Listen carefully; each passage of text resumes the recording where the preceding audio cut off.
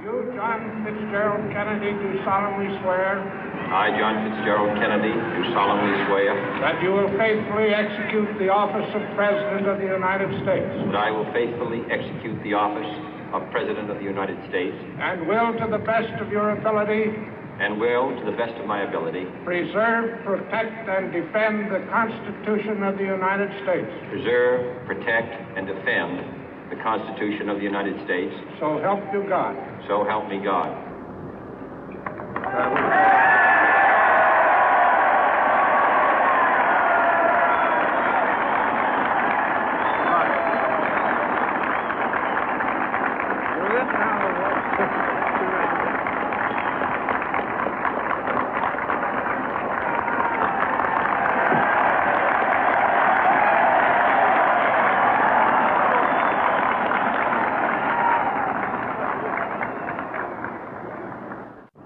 Vice President Johnson, Mr. Speaker, Mr. Chief Justice, President Eisenhower, Vice President Nixon, President Truman, Reverend clergy, fellow citizens.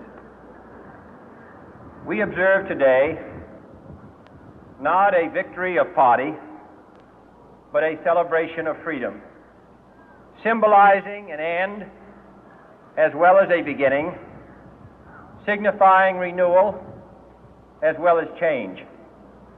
For I have sworn before you and Almighty God the same solemn oath our forebears prescribed nearly a century and 3/4 ago.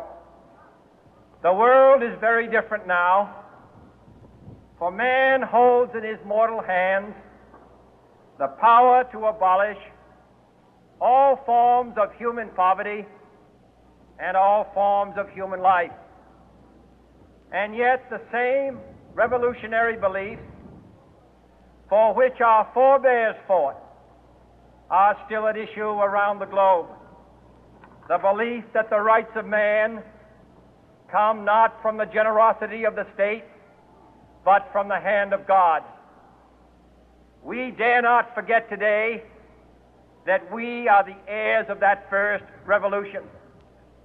Let the word go forth from this time and place to friend and foe alike that the torch has been passed to a new generation of Americans born in this century, tempered by war, disciplined by a hard and bitter peace, proud of our ancient heritage, and unwilling to witness or permit the slow undoing of those human rights to which this nation has always been committed and to which we are committed today at home and around the world.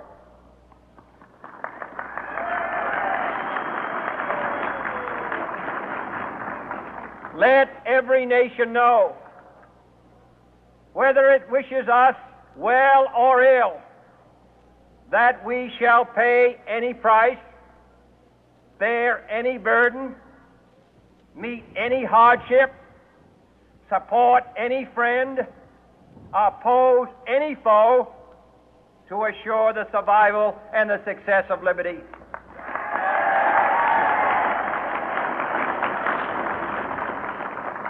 This much we pledge and more. To those old allies whose cultural and spiritual origins we share, we pledge the loyalty of faithful friends. United, there is little we cannot do in a host of cooperative ventures. Divided, there is little we can do, for we dare not meet a powerful challenge at odds and split asunder.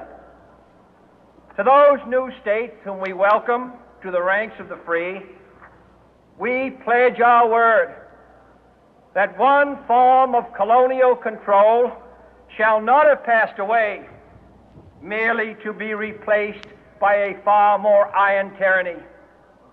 We shall not always expect to find them supporting our view, but we shall always hope to find them strongly supporting their own freedom, and to remember that in the past, those who foolishly sought power by riding the back of the tiger ended up inside.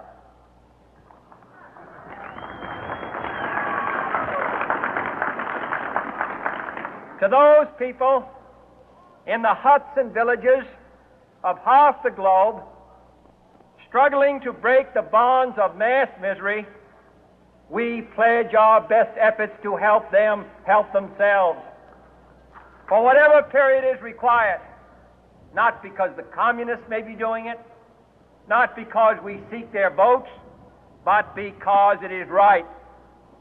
If a free society cannot help the many who are poor, it cannot save the few who are rich.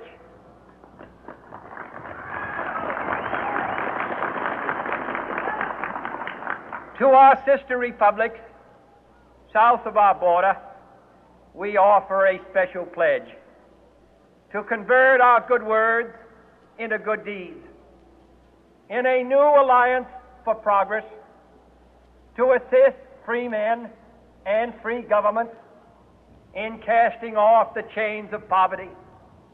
But this peaceful revolution of hope cannot become the prey of hostile powers. Let all our neighbors know that we shall join with them to oppose aggression or subversion anywhere in the Americas. And let every other power know that this hemisphere intends to remain the master of its own house.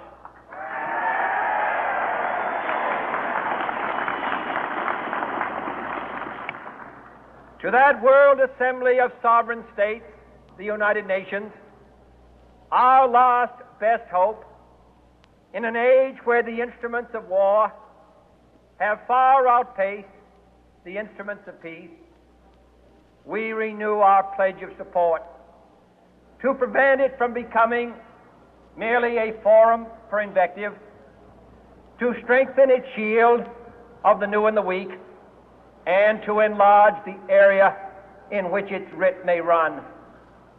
Finally, to those nations who would make themselves our adversary, we offer not a pledge, but a request that both sides begin anew the quest for peace.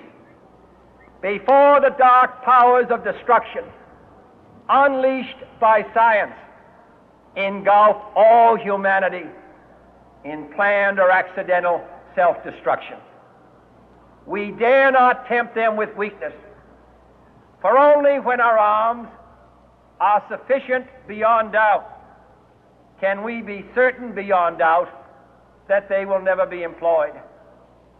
But neither can two great and powerful groups of nations take comfort from our present course, both sides overburdened by the cost of modern weapons, both rightly alarmed by the steady spread of the deadly atom, yet both racing to alter that uncertain balance of terror that stays the hand of mankind's final war.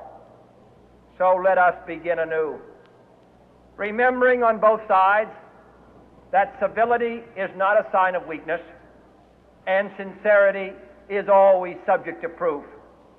Let us never negotiate out of fear, but let us never fear to negotiate.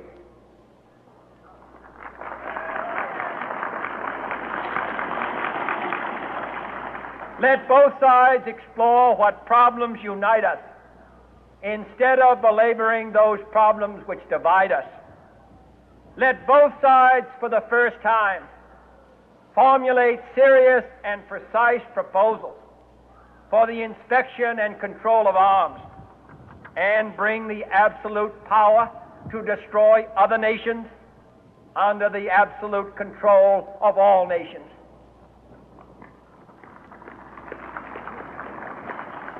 Let both sides seek to invoke the wonders of science instead of its terrors.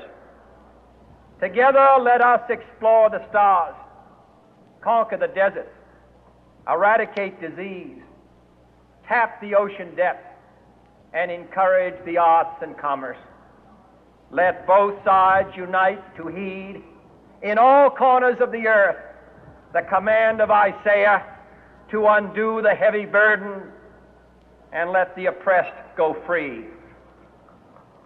And if a beachhead of cooperation may push back the jungle of suspicion, let both sides join in creating a new endeavor, not a new balance of power, but a new world of law, where the strong are just and the weak secure and the peace preserved. All this will not be finished in the first 100 days, nor will it be finished in the first 1,000 days, nor in the life of this administration, nor even perhaps in our lifetime on this planet. But let us begin.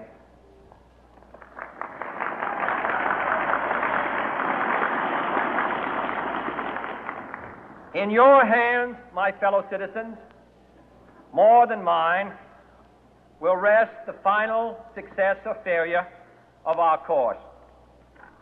Since this country was founded, each generation of Americans has been summoned to give testimony to its national loyalty. The graves of young Americans who answered the call to service surround the globe. Now the trumpet summons us again, not as a call to bear arms, though arms we need, not as a call to battle, though in battle we are, but a call to bear the burden of a long twilight struggle, year in and year out, rejoicing in hope, patient in tribulation, a struggle against the common enemies of man, tyranny, poverty, disease, and war itself. Can we forge against these enemies a grand and global alliance, north and south, east and west, that can assure a more fruitful life for all mankind? Will you join in that historic effort?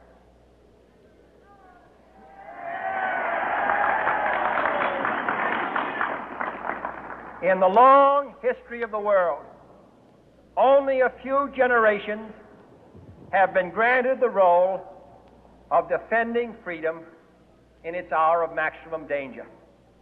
I do not shrink from this responsibility. I welcome it.